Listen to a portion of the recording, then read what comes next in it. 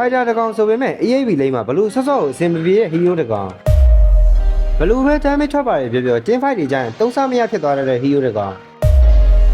ဒီ hero ကိုပစ်လိုက်ပြီဆိုတာနဲ့ကိုဘက်က teammate တွေအကုန်လုံးကဒီဘွဲရှုံးပြီလို့သတ်မှတ်ခံတာတဲ့ hero တကောင်အဲ့ဒီ hero ကတော့ brother တို့သိကြတဲ့အတိုင်းပဲ6မဲဖြစ်ပါတယ်ဆိုတော့ဒီနေ့ video မှာ6ဘာဖြစ်လို့ EAB မှာဆော့လို့မရရလဲဆိုတဲ့အကြောင်းကိုကျွန်တော်ရဲ့အမြင်အနေနဲ့အတွေ့အကြုံတွေကိုသုံးချပြီးပြပြပေးသွားမှာဖြစ်ပါတယ်ဒါကြောင့်မို့စိတ်ဝင်စားတယ်ဆိုရင်တော့ဒီနေ့ video ကိုအဆုံးထိကြည့်ဖို့မမေ့ပါနဲ့ဒါဆိုရင်တော့ကျွန်တော်တို့ video လေးကိုစလိုက်ကြရအောင်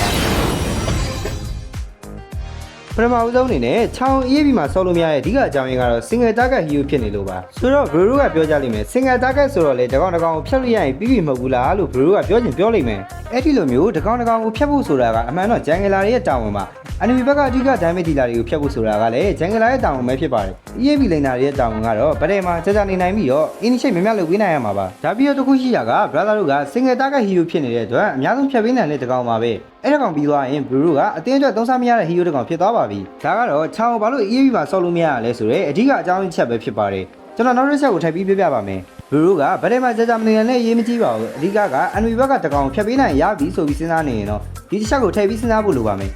ချောင်းဆိုတဲ့ hero ကဆိုလိုရှိနေတဲ့အချိန်မှာဆိုရင်တကောင်ဖြတ်ဖို့ကလွယ်ဆိုပေမဲ့ team fight တွေကြရင်တကောင်ဖြတ်ဖို့မနေရုံးကန်ရတဲ့ hero တကောင်ပါဘလူးကတော့တွေးကြကြလိမ့်မယ် enemy ကန်ပြီးဖြတ်တဲ့ခါကျရင် enemy ကလှုပ်လို့တော့မရဘူးဆိုတာကိုပေါ့ဒီမှာတစ်ခုစဉ်းစားရမှာက Brew Ultimate ကန်နေတဲ့အချိန်မှာဆိုရင် Brew ကိုယ်တိုင်လည်းရွှေ့လို့မရပါဘူး enemy ဘက်က damage အများများတဲ့ခါကျရင် Brew တော့မကန်လိုက်ရဘဲနဲ့ပြတ်သွားရည်လည်းရှိမှာပါဒါကချောင်းက single target hero ဖြစ်နေတဲ့အတွက်ကြောင့်မလို့ဖြစ်ပါတယ်ပြီးတော့ဒီချက်ကပဲချောင်း EAB ဆော့လို့မရတဲ့အဓိကအကြောင်းရင်းနေတဲ့တစ်ခုပါပဲနောက်တစ်ခုကတော့ချောင်း EAB ဆော့မယ်ဆိုရင်တခြား EAB fighter hero တွေလိုမျိုး YA နဲ့ header strike တောင်းနေမပြီးပါဘူးအဲ့ဒါချောင်းနဲ့ဆိုချောင်းရဲ့ damage ကဘယ်လောက်မှမရှိပါဘူးနှစ်ချောင်းနဲ့ဆက်ထားမယ်ဆိုရင်တော့ Brew က enemy တကောင်တက်ဖို့တော်တော်လေးကိုချိန်ယူရပါမယ်ဒါဆို Brew ကတွေးလိုက်မယ်အခြား fighter တွေကြတော့ဘာလို့နှစ်ချောင်းနဲ့ damage တွေထွက်ပြီးတော့ enemy ကိုချလို့ရရလဲဆိုတာပေါ့အခြား fighter တွေကဘာလို့ချလဲဆိုရင်တော့ရှင်းပါတယ်အခြား fighter တွေမှာက AoE stand ကောင်းကောင်းပါပါတယ်6မှာကြတော့ single target stand နေပြီပါပဲ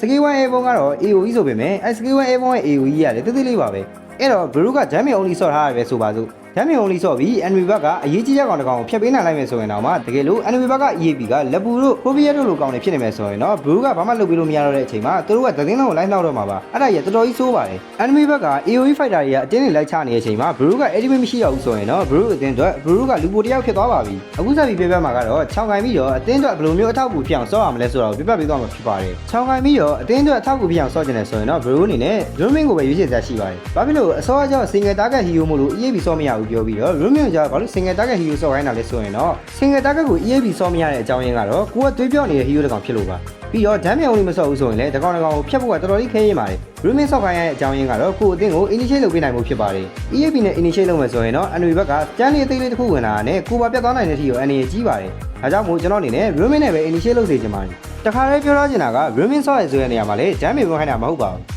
တမ်းပေးနဲ့ပဲ roaming ဆော့မှာကိုအသင်းတွေကောင်းကောင်းရေးထောက်ကူဖြစ်နိုင်မှာဖြစ်ပါတယ်။ဘာဖြစ်လို့လဲဆိုရင်တော့အခြားဘက်မှာ hero တွေနဲ့မတူဘဲနဲ့ mobility စောင်းအမြင့်လို့ဖြစ်ပါတယ်။ဒါကတော့ချောင်းဘာလို့ EAB မဆော့တင်ဘူးလဲဆိုတာကိုကျွန်တော်အမြင်နဲ့ပြပြပေးတော့တာဖြစ်ပါတယ်။ဒါက opinion video မှုလို့ bro ရဲ့အမြင်နဲ့မတူရင်လည်းကျွန်တော်ဝိုင်းပြီးမဆဲကြပါနဲ့။ bro အနေနဲ့လည်းချောင်း EAB နဲ့မဆော့တင်ဘူးဆိုတဲ့စကားအပေါ်မှာဘယ်လိုမြင်ကြလဲဆိုတာကိုကျွန်တော် comment ထဲမှာရေးပေးကြပါအောင်။ကျွန်တော်အား comment ဖတ်ပါတယ်။ reply ပြန်တင်တာဆိုရင် reply ပြန်ပေးပါခင်ဗျာ။ကျွန်တော်ပိတ်ပါနောက် video မှာပြန်တွေ့ကြပါမယ်။ second ကိုမမေ့ပါနဲ့။